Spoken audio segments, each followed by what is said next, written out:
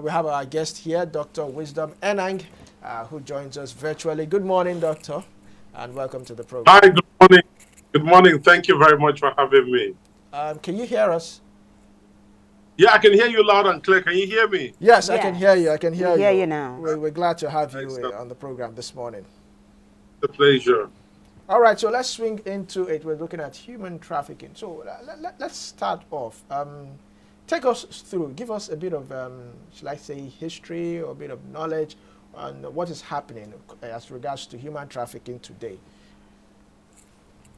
Thank you very much. Just like I was listening to you speak, both of you, there are a number of ways that the human trafficking, business does manifest. I say business, not that that is giving it legality, but that's just to show you that, yes, people are taking it like a real source of livelihood, which is purely very illegal. Now, there are a number of ways. There are some that have been trafficked out there for prostitution. There are some that have been taken out there for organ donation. They have no clue what they're going to do. There are even some that are being taken out there for sort of modern-day slavery.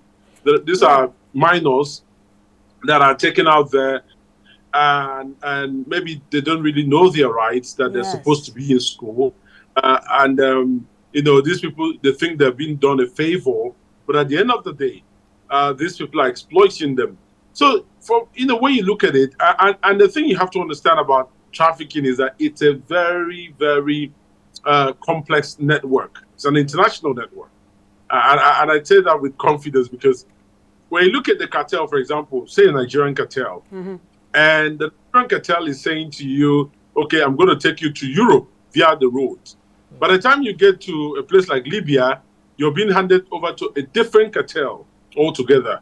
And, those guys, they also factor in the aspect that, you could die on the road. It's possible. It's a risk. These are things that could happen. So by the time you're dealing with different cartels, sometimes they change the playbook on you. Sometimes those ladies get raped. The men, get tortured or, made to do very hard labor. So there's a number of things, and there's nothing to tell you that these guys are going to play by the books. There's nothing to tell you when you're dealing with a criminal syndicate. So trafficking is quite a very complex network. And let me say, the people that I get even worried about are the people who ordinarily, the country they have been trafficked to, for example, is a country that they could have gone on their own, but they didn't know that. I'll give you context. I met someone who was, kind of enslaved for a couple of, I think years. He was supposed to pay back a certain amount to the person that helped them, travel to Ghana. And I asked him, why did you need anyone to travel to Ghana? He said, because I didn't know anywhere and I've never been to Ghana. I said, but are you aware that all you need is a passport, a Nigerian passport or an ECOWAS passport, and then you travel to Ghana? He said, really? I said, yes. Even if you're going by boat or by a car, all you need is that. And he said, I didn't know that. And because he didn't know that, someone promised, I'll take you to Ghana, but you're going to be working for me for a couple of years. Wow. And that's how vulnerable these people are. And just, the issue is this. I think we are so much sentimental about the entire Japa syndrome that the moment we hear about Japa, we don't even know the country. We don't know if it's worse than Nigeria in terms of survival, in terms of economy. As long as it's outside Nigeria, we're ready to indulge.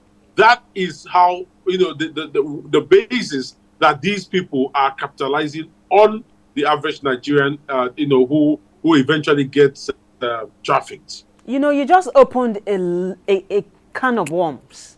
That's what you just did. Yes. And you said something. It's a serious crime. It's a serious human rights violation. Yes. So let's talk about it here. What is the primary role of law enforcement agencies in combating human trafficking? Okay, I think primarily the government agencies are meant to protect the people. They are meant to. So the way I would put it is, first, the government agencies are meant to educate these people of their rights. Because I find that a lot of them are either they are manipulated to end up being sympathetic to their, the people that are perpetrating these crimes against them, and they're not even aware. They're thinking this is a favor. See some of them defend the whoever is taking them there. I think it's a favor. Education is very simple. It's very important, because you need to break that jinx. The second bit is, there's this, we are over spiritual in this country. So when someone tells you you're going to take an oath, they think this is binding, this is, I must do this, I must do that. And that's why a lot of them are there. So there's the spiritual angle as well, for which the government needs to step in and say, look, no, you can't take this. These are things that, you really don't need to go through. This is a kind of life. And I think we're not sensitizing enough when it comes to education about how horrible it is to even live in the UK as an illegal immigrant. People don't understand it. I've lived in the UK for 12 years. And I can tell you, if you're illegal, you're most likely not going to be taking advantage of the UK banking system. You'll be taking money, cash, and you're most likely going to, have to work in a very, very insane conditions because your employer is employing you on an illegal basis, and they know that you don't really have a choice. So people don't understand this, and this is some of the things that the government needs to educate people on. That look, there are these risks associated with it. The second thing is, we need to actually be checking who is traveling with who. I think we leave a lot of those checks for the visa, for the people that are granting the visas. But there are clever ways to do that. Now, if you're granting a visa, for example, I could easily put my visa with a couple of people and say I'm going for a church occasion, and no one knows if I'm trafficking those people. But at the point of departure, I think we could do a lot with immigration by making sure that we're confirming. Okay, so when they eventually travel, what is the purpose? Are there any red flags? Is he traveling with a minor that is not related with and then doesn't have the approval to travel with? Those are things we don't do. I know this for certain because those red flags get picked up abroad at the point of entry, but they don't get picked up at the point of departure. So at the point of it is when people hear, oh, what's the purpose of coming to maybe the United States? Who do you know here? Who are you traveling with? Why are you traveling? Do you have an approval? And that is when we get to know that, oh, there's a probable case of trafficking. But why don't we pick it up? So we don't do our due diligence. Now, when it comes to the idea of punitive actions, we do next to nothing. Because when these people are trafficked, and eventually, the quickest answer for the international guys where they go is to deport them. When they're deported, when the victims are deported, there's no follow-up. Once you leave, if you're in Lagos, once you leave the airport area, they probably give you some orientation and then resettle you in. The person that is the mastermind of this crime, who has enslaved other people, goes unpunished.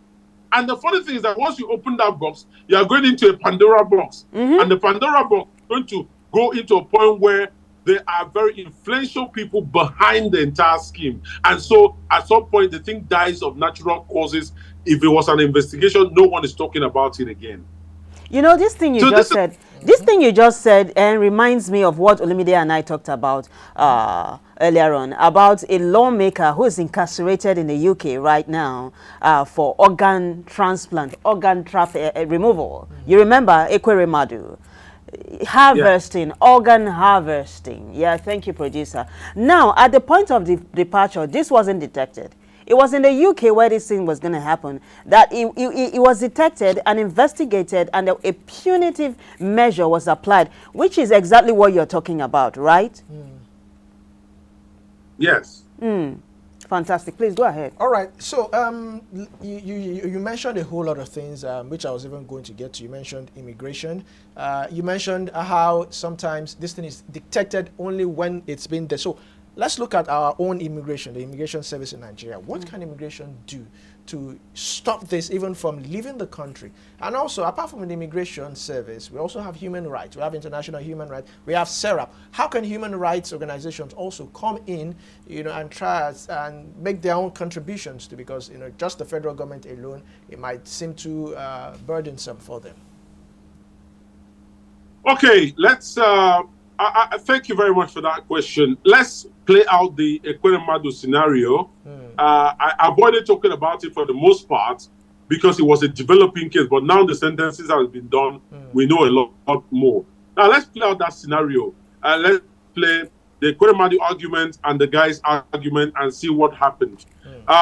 When you look at the argument, the argument you hear is that this guy was told, I think, yeah, because they wrote a letter actually to the UK saying that this guy is going to be traveling on the basis of I think it was a medical basis anyway, but I'm not sure what they stated as a detail. But once they went there, I think he found out that it was going to be organ transplant, which I heard at some point he did not. He didn't argue with it, but he was trying to make his finding. But at the end, he shall went to the police. That's what we know. But why did he go to the police? I'm not particular about the pre-story, but this other part is where I'm particular. He went to the police because he was assured of being protected. He went to the police because he was assured of support. Those are the two critical things. When you talk about people being willing to come and open up, are they assured that they'll be protected from those that are trying to fight, traffic them rather? Are they sure that they'll be given comfort? What happened? The police said to the guy, tell us everything. Our legal system will protect you. In addition to that, we would help you claim asylum and make sure that you settle comfortably. That, this becomes an opportunity for you. I would ask both of you, which of those opportunities would you get in Nigeria? That's the first incentive to make sure that people are willing to open up. Now, the human rights agencies are doing their best. They're putting lawsuits against the government to make sure that they're doing their duties. But you see, the thing is, the prime mover in such applications is the government. It's not really the human, human right. The human rights are only like a catalyst. They don't start, they don't end the reaction, but they only speed up the reaction.